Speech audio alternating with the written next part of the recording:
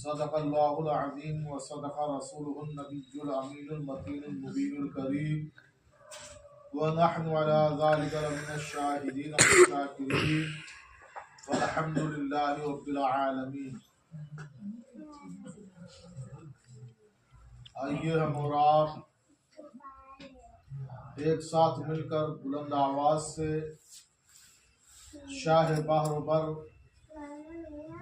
को खुशकर अल्लाह के पैगंबर उम्मत के रहबर दोनों आलम के सरवर साहिब कल कौसर अरवाह फिदा जनाब मुहम्मद रसूलुल्लाह सल्लल्लाहु अलैहि वसल्लम शफीना हबीबना करीमना मुहम्मद सल्लल्लाहु अलैहि सलातु व सलाम अलैका या सय्यदी या हबीबी या रसूलुल्लाह सल्लल्लाहु तआला अलैहि वसल्लम। ज़ात मोहतरम, गौसे आज़म की तो बहुत बड़ी शान है। आप देखें, जिसका जिक्र कुरान में मौजूद है, हज़रत सुलेमान अलैहिस्सलाम। हज़रत सुलेमान अलैहिस्सलाम ने एक खत लिखा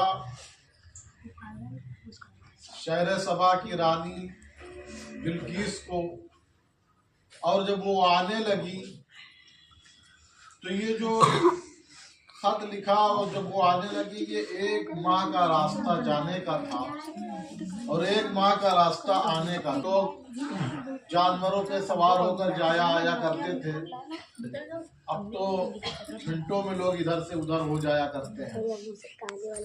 लेकिन उस वक्त ऊंट से या गधे से या घोड़े से इससे सवारी की जाती थी। 1 माह का रास्ता जाने का हुआ करता था और 1 माह का रास्ता आने का, यानी इतनी दूर पर हज़रत बिल्किस थी और उनका जो तख्त था वो बहुत ही वजनी और भारी भरकम था। एक बहुत बड़ी जमात मिलकर उस तख्त को हिला पाती थी, उठाने की बात तो दूर रही।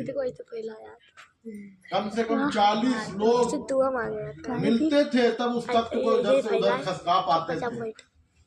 और सोने चांदी से जड़ा हुआ तख्त बिल्किस था।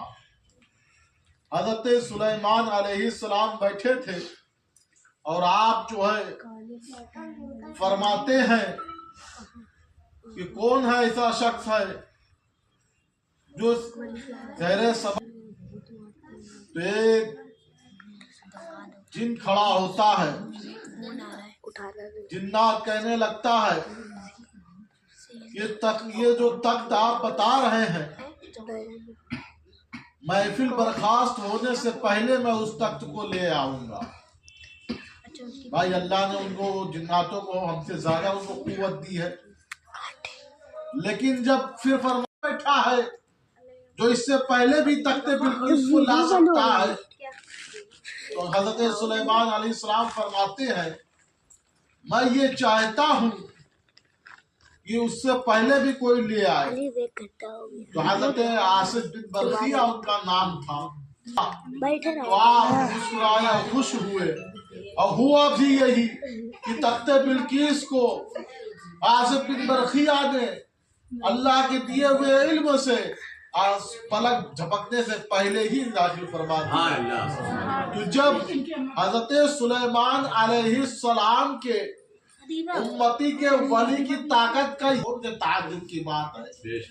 गौसे पाक फरमाते हैं कि मेरा मुरीद हो और शेर के जबड़े में हो और फरियाद करे तो गौसे आजम उसकी भी मदद फरमाए। नारे तकबीर, नारे रिसालत, गौस का दामन, बाजा का दामन, जश्न गौसुल वरा, हाफिज फराजी साहब की मिला।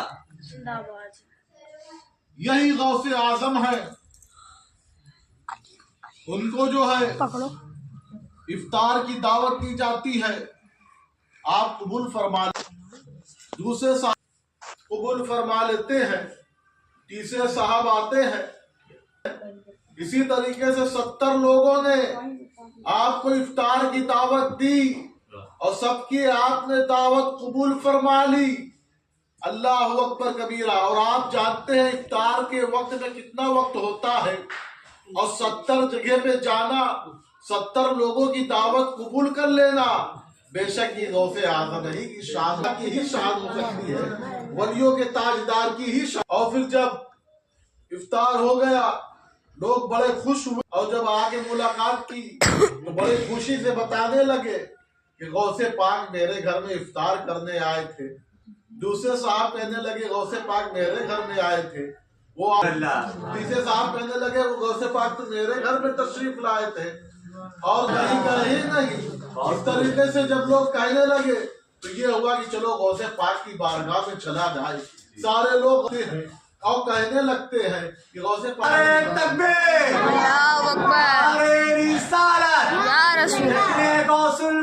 जिंदाबाद। और जिस तरीके से एक आईना रख दिया जाए और सूरज उस आईने में नजर आता है, दूसरा आईना रख दिया जाए सूरज उसमें भी नजर आता है, तीसरा आईना रख दिया जाए सूरज उसमें भी नजर आता है।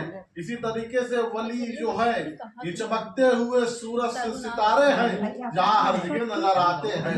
ये वली जो होते हैं ये अल्लाह के अल्लाह जो है अल्लाह वलीउल्लज़ीना आमनू जो महबूब रखता है अल्लाह उसको महबूब रखता है।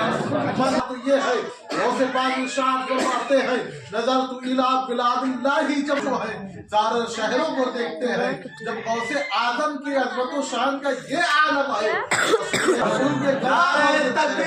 अल्लाहु अकबर, या रसूल अल्लाह, जिंदाबाद।